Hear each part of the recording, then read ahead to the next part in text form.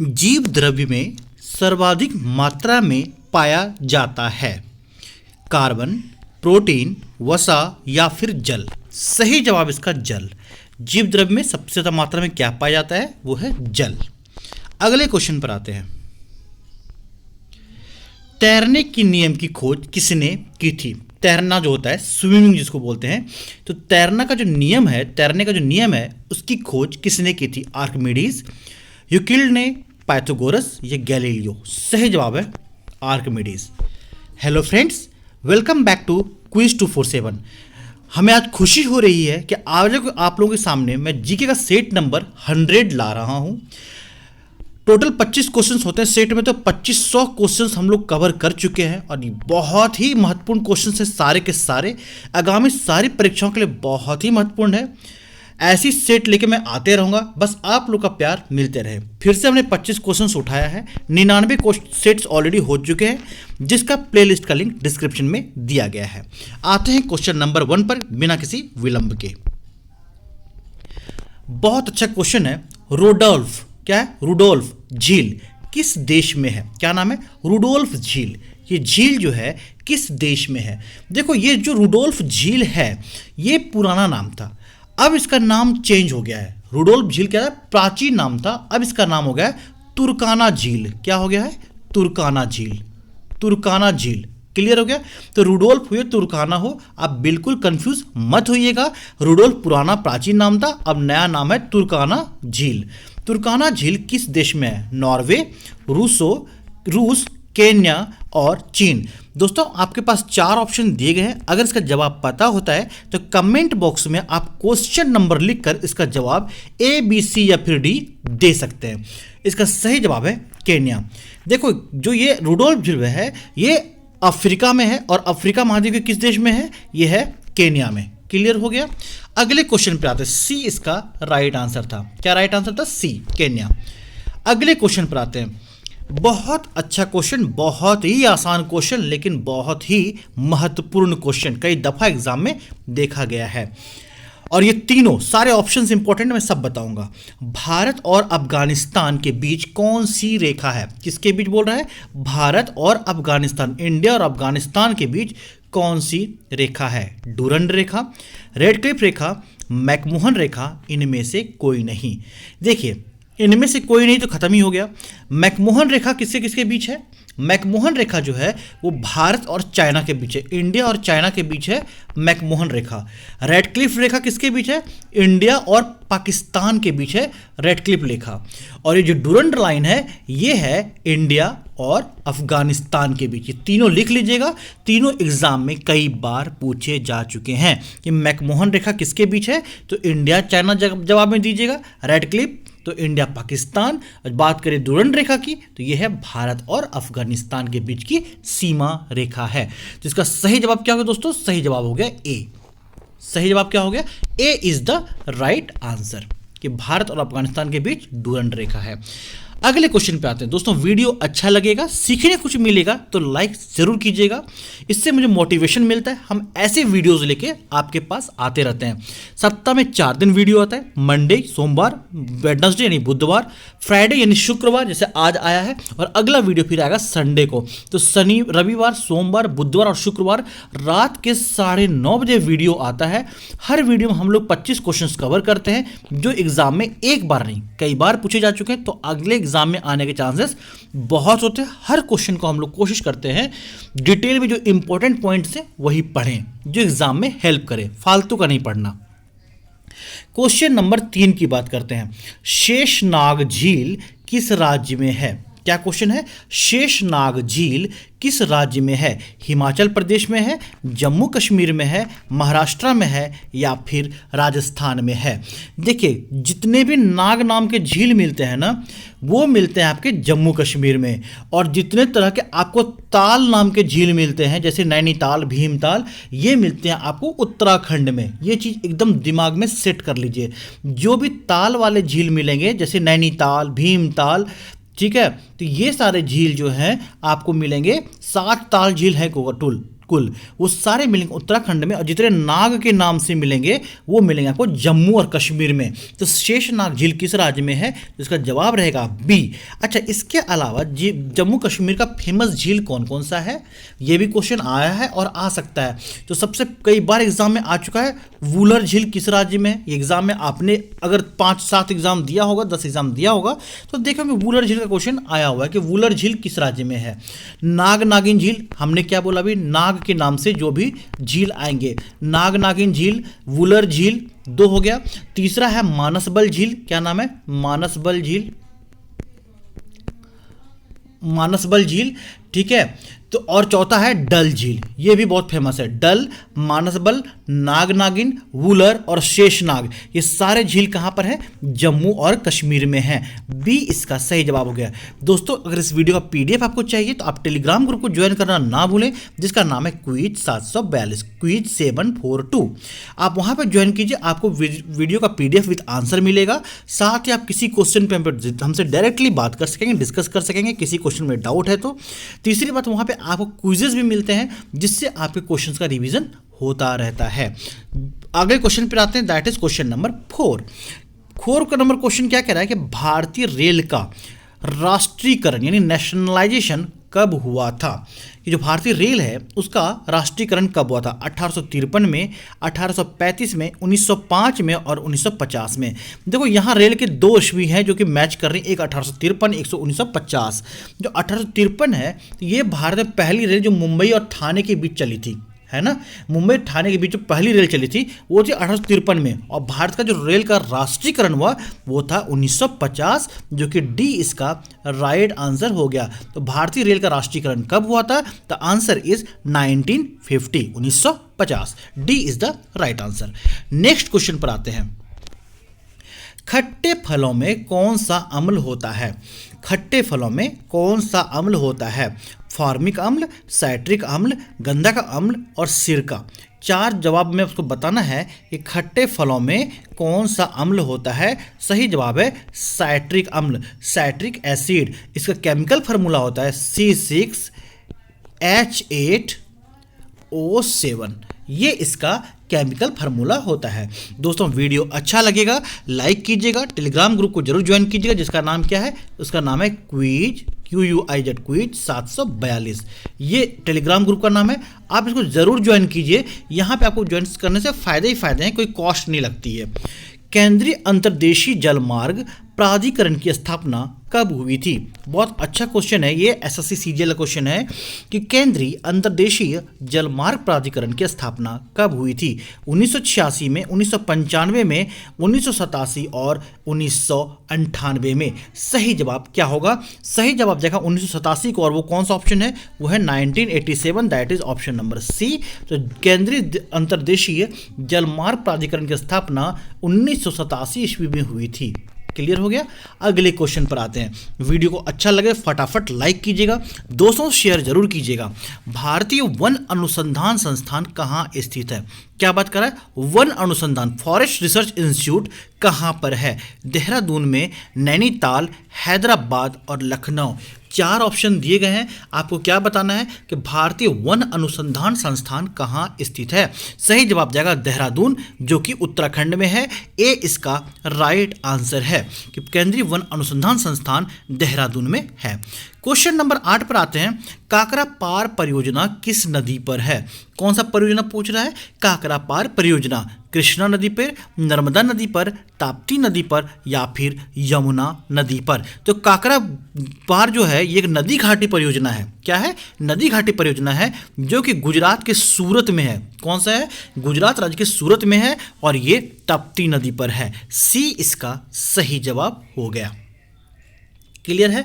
Question number 9 पर आते हैं। दोस्तों, वीडियो अच्छा लगेगा प्लीज़ लाइक कीजिएगा, दोस्तों से शेयर जरूर कीजिएगा। हम ऐसे वीडियोस लेके आते हैं संडे को, मंडे को, वेडनेसडे को और फ्राइडे को रात के 9:30 बजे। एकदम धमाकेदार क्वेश्चंस होते हैं जो एग्जाम में बहुत हाई चांसेस हैं टकराने के। सीमांत गांधी किसका उपनाम है? बहुत आसान क्वेश्चन लेकिन इंपॉर्टेंट है भैया, लेकिन इसलिए इस क्वेश्चन को लिया, इसके अलावा हम कुछ और भी जानेंगे इस क्वेश्चन में, इसलिए इस क्वेश्चन को हमने उठाया। बच्चे उसका सवाल का जवाब पता है, लेकिन जो बताएंगे वो शायद ही किसी को पता होता है। सीमांत गांधी किसका नाम है? खान अब्दुल गफ्फार खान, अब्दुल कलाम आजाद, भीमराव अंबेडकर या मोहम्मद अली जौहर। सही जवाब तो हो गया खान अब्दुल गफ्फार खान। बहुत अच्छी बात है कि भाई खान अब्दुल गफ्फार खान को सीमांत गांधी कहा जाता था। अब क्वेश्चन ये आता है कि और इनको किस नाम से जाना जाता था, और मैं ये बता दूं जो खान अब्दुल गफ्फार खान थे वो भारत के स्वतंत्रता संग्राम में बहुत ही निष्ठा और कड़ी मेहनत की थी, इस वजह से इनको सीमांत गांधी बोला जाता था। इसके अलावा इनका और भी नाम था, और नाम क्या था? वो नाम था सरहदे गांधी। सरहदी गांधी भी इनका नाम था। लिखते चलिएगा, देखिए अभी कितना नाम है। बच्चा खां भी इनका नाम था, बच्चा खां। लिखते चलिए, एक नाम सीमांत गांधी, दूसरा सरहदी गांधी, तीसरा बच्चा खां और चौथा था नाम इनका बादशाह खां। बादशाह खां, ये चारों नाम से इनको नवाजा गया था कि बादशाह खां। अगर पूछ दे बादशाह खां किनको जानते थे तो आप जवाब देंगे खान अब्दुल गफ्फार खान। बच्चा खां किसको जानते थे तो आप जवाब देंगे खान अब्दुल गफ्फार खां। सरहदी गांधी किसे बोलते थे? खान अब्दुल गफ्फार खां। सीमांत गांधी तो बच्चे को पता होता है, और अगर आप ये तीन पूछ दीजिएगा तो अच्छे लोग नहीं बता पाते हैं। इस चीज़ को आप नोट डाउन कर लीजिएगा अपने कॉपी में। क्वेश्चन नंबर 10 पर आते हैं। ग्लूकोज के एक अणु के पूर्ण ऑक्सीकरण से कितने एटीपी अणु प्राप्त होते हैं? 36, 38, 40 या 26? सही जवाब क्या होगा? सही जवाब जाएगा 38। ऑप्शन नंबर कौन सा हो गया? B is the right answer. B इसका राइट आंसर है। फ्रेंड्स, वीडियो पे अगर नए हो और चैनल को सब्सक्राइब नहीं किया है, या फिर वीडियो देख रहे हैं तो सब्सक्राइब नहीं किया, तो प्लीज़ सब्सक्राइब बटन दबा देंगे, साथ ही घंटी को दबा के ऑल नोटिफिकेशन दबाएंगे, ताकि जो हम इस तरह के वीडियोस लाते रहते हैं आपके लिए उसका नोटिफिकेशन आपको मिल सके और आपकी तैयारी अच्छी हो सके। चैनल पर टेलीग्राम ग्रुप को जरूर ज्वाइन कीजिए जिसका नाम है क्विज 742। अगले क्वेश्चन पर आते हैं, और कमेंट बॉक्स में जरूर जाइएगा, बताइएगा कि पढ़ने में मज़ा आया या नहीं आया। पूर्ण रूप से पहला भारतीय बैंक कौन सा था? क्वेश्चन एक बार फिर सुनिएगा, पूर्ण रूप से पहला भारतीय बैंक कौन सा था? Bank of India, state bank of India, Punjab national bank और इलाहाबाद बैंक। सही जवाब क्या है? सही जवाब है पंजाब नेशनल बैंक। और इसकी स्थापना किसने की थी? इसकी स्थापना की थी दलाल सिंह मजीठिया। देखिएगा किसने की थी? दलाल सिंह मजीठिया, एवं इन अकेले ये नहीं थे, प्लस लाला लाजपत राय। इनका नाम तो आप जानते ही होंगे। दलाल सिंह मजीठिया और लाला लाजपत राय ने मिलकर ही पंजाब नेशनल बैंक की स्थापना की थी, और ये पहला पूर्ण रूप से भारतीय बैंक था। और इसका हेडक्वार्टर कहाँ पर है? वो है न्यू दिल्ली। कहाँ पर है? न्यू दिल्ली। सही, सी इसका सही जवाब था। अगले क्वेश्चन पर आते हैं। ज्योति तीव्रता का एसआई मात्रक क्या है? रेडियन, केल्विन, मोल और कैंडेला। चार ऑप्शन दिया कि आपको क्या जवाब देना है कि ज्योति तीव्रता का एसआई यूनिट क्या है, जिसका नाम है D, that is candela. SI unit का मतलब पूरा नाम क्या होता है? एसआई मतलब system of international unit. Clear हो गया? System of international unit. अगले क्वेश्चन पर आते हैं। तैरने के नियम की खोज किसने की थी? इन्होंने उत्प्लावन का भी नियम दिया था। आर्किमिडीज, यूक्लिड, पाइथागोरस और गैलीलियो। सही जवाब क्या हो गया? आर्किमिडीज। ए इसका सही जवाब था। ये आप इंट्रोडक्शन क्वेश्चन में भी मैंने दिया था अभी। पोलोनियम के समस्थानिकों की संख्या क्या है? क्या बोल रहा है? पोलोनियम ये एक रासायनिक तत्व है। इसका समस्थानिक संख्या कितना है? 25, 27, 29 या फिर 31। सही जवाब क्या होगा दोस्तों? सही जवाब होगा 27, that is option number B. B इसका सही जवाब था। अगले क्वेश्चन पर आते हैं। हाइड्रोजन बम विकसित किया गया था। एडवर्ड टेलर ने, लियो स्टिजिलार्ड ने, अर्नेटस लॉरेंस ने और जॉर्ज गमोव ने। चार ऑप्शन दिया गया आपको क्या है कि हाइड्रोजन बम किसने विकसित किया था? ये सही जवाब क्या होगा? सही जवाब है एडवर्ड टेलर। इस क्वेश्चन को लिख लीजिएगा ए। अच्छा, हाइड्रोजन बम के बारे में थोड़ा सा डिटेल जानते हैं, ये इंपॉर्टेंट क्वेश्चन है इसलिए। देखिए, हाइड्रोजन बम जो है ये बहुत ही शक्तिशाली, थोड़ा सा सुनिएगा इस चीज़ को, नॉलेज वाला चीज़ है, 2-3 पॉइंट लिखने के लिए बोलूँगा, सब लिख लीजिएगा। सारे क्वेश्चन एग्जाम में नहीं आएंगे, बट मैं नॉलेज के पर्पज से बता रहा हूँ, ठीक है। कि हाइड्रोजन बम जो है ये बहुत ही शक्तिशाली बम है, बहुत ही शक्तिशाली बम है। और ये क्या है, एक परमाणु बम है। क्या है, ये एक परमाणु बम है। पहली बात, इसको एच बॉम्ब भी लिखते हैं, यानी हाइड्रोजन बॉम्ब भी लिखते हैं। हाइड्रोजन एक परमाणु बम है और हाइड्रोजन इसको एच बॉम्ब भी लिखते हैं। पहली बात, जब ये बम विस्फोट कैसे होता है, तो इसमें जो परमाणु हैं, जैसे मैंने बोला ये परमाणु बम है, इसके अंदर जो परमाणु हैं उनके संलयन से विस्फोट होता है। क्या लिखेंगे, परमाणु के संलयन से ये विस्फोट करता है। और जब ये विस्फोट होता है तो हाइड्रोजन जो है वो किस में बदल जाता है, हीलियम में बदल जाता है। ठीक है, हाइड्रोजन जो है हीलियम में बदल जाता है। फिर से सुनिएगा, इसमें जो विस्फोट होता है ये बहुत शक्तिशाली परमाणु बम है। जो कि क्वेश्चन यहाँ पर नोट डाउन करने वाला पॉइंट था कि हाइड्रोजन बम विस्फोट कैसे होता है, तो परमाणु संलयन की वजह से विस्फोट करता है और इसमें हाइड्रोजन जो है वो हीलियम में बदल जाता है। क्लियर हो गया। अच्छा, हाइड्रोजन बॉम्ब में क्या क्या चीज़ उपस्थित होते हैं, तो इसमें जो 2 समस्थानिक हाइड्रोजन के उपस्थित रहते ही रहते हैं। एक का नाम है ड्यूटेरियम। क्या नाम है, ड्यूटेरियम, एक ड्यूटेरियम समस्थानिक है। और दूसरा का नाम है ट्राइटेरियम। क्या नाम है, ट्राइटेरियम। इस दोनों को लिख लीजिएगा, ड्यूटेरियम और ट्राइटेरियम, ये 2 समस्थानिक हैं जो कि हाइड्रोजन बम में होते ही होते हैं। तो 3 चीज क्लियर हुआ यहाँ पे कि हाइड्रोजन बम का आविष्कार जो किया, विकसित किया एडवर्ड टेलर ने किया था। पहली बात, इसमें 2 समस्थानिक ड्यूटेरियम और ट्राइटेरियम होते ही होते हैं। तीसरी बात कि इसमें जो विस्फोट होता है वो परमाणु के संलयन से विस्फोट होता है। और चौथी बात, उसमें हाइड्रोजन जो है वो हीलियम में बदल जाता है। क्लियर हो गया, ये इंपॉर्टेंट पॉइंट है, नोट डाउन कर लीजिएगा। अगले क्वेश्चन पर आते हैं, रेशम कीट का पालन क्या कहलाता है, यानी रेशम कीट का जो पालन होता है उसका अध्ययन, स्टडी जो होता है वो कहलाता है PC culture, AP culture, sericulture और सिल्वीकल्चर। सही जवाब क्या है, सही जवाब है सेरिकल्चर।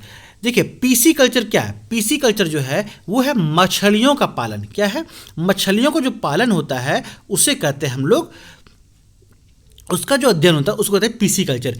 एपी कल्चर क्या होता है, जो मधुमक्खियों का पालन होता है उसका जो अध्ययन होता है। क्लियर समझ रहे हैं, जो मधुमक्खी बीज होते हैं, जो मधुमक्खी होते हैं उनका जो अध्ययन होता है, पालन करने जो तरीका उसके बारे में जो पढ़ते हैं उसको एपी कल्चर बोलते हैं।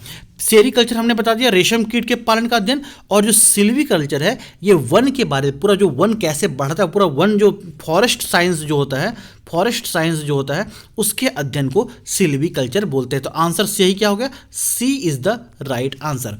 अगले क्वेश्चन पर आते हैं, मलेशिया की संसद का नाम क्या है।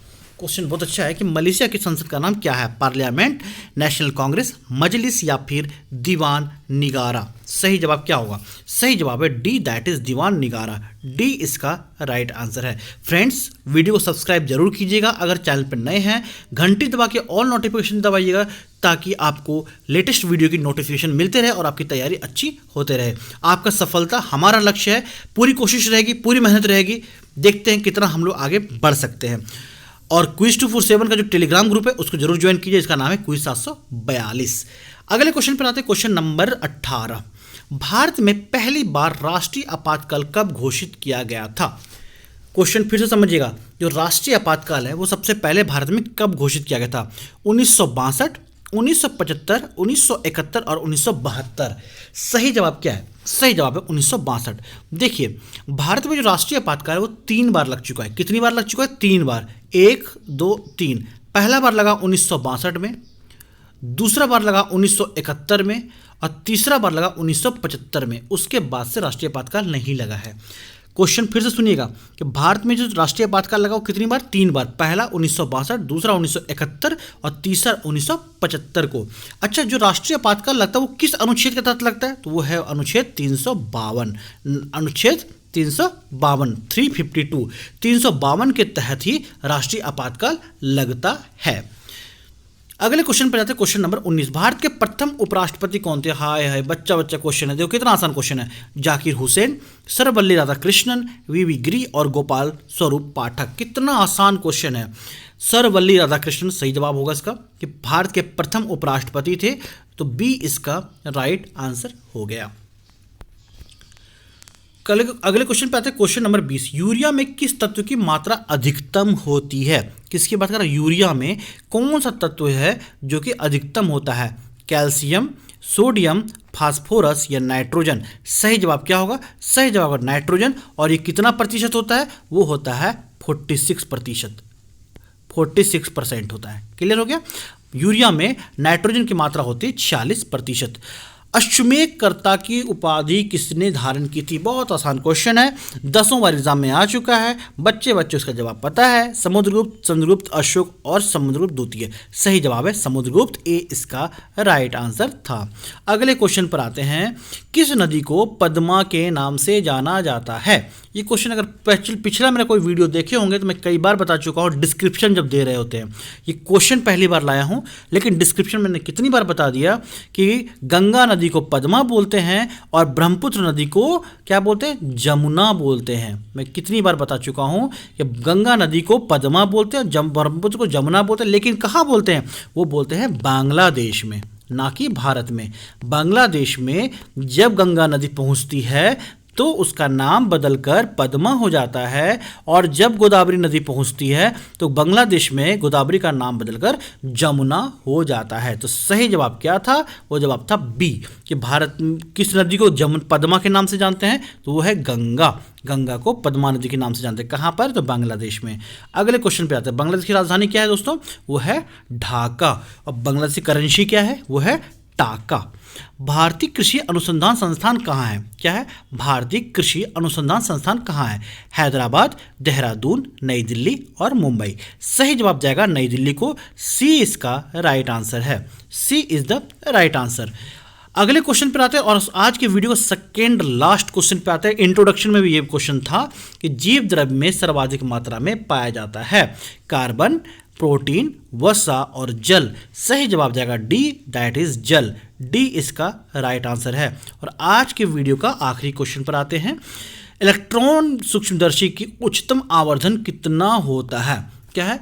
इलेक्ट्रॉन सूक्ष्मदर्शी का उच्चतम आवर्धन कितना होता है? 200 गुना, 2000 गुना, 20,000 गुना या फिर 2 लाख गुना? सही जवाब क्या होगा? इलेक्ट्रॉन सूक्ष्मदर्शी का उच्चतम आवर्धन कितना होता है? सही जवाब जाएगा डी, दैट इज 2 लाख गुना। 2 लाख गुना होता है। तो दोस्तों उम्मीद करता हूँ आज का वीडियो से आपको जरूर कुछ ना कुछ सीखने को मिला होगा। अच्छा लगा हो तो लाइक कीजिएगा, दोस्तों को शेयर जरूर कीजिएगा, अपने दोस्तों को जरूर जोड़िएगा। मुझे अच्छा लगता है जब आप लोग का प्यार मिलता है, मोटिवेट होता हूं जब आप लोग लाइक करते हैं। अच्छा लगता है जब और वीडियो लेके आपके पास आता हूं। ऐसे वीडियो लेकर आते रहूँगा आपके लिए, हमेशा आपके लिए हाजिर रहूँगा।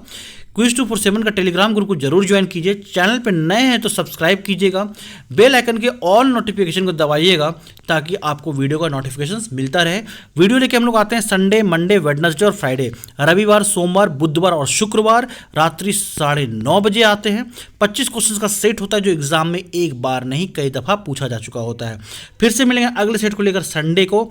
अभी के लिए शुभ रात्रि, जय हिंद, जय जवान। वीडियो को अपना प्यार दीजिएगा, लाइक कीजिएगा। Thank you.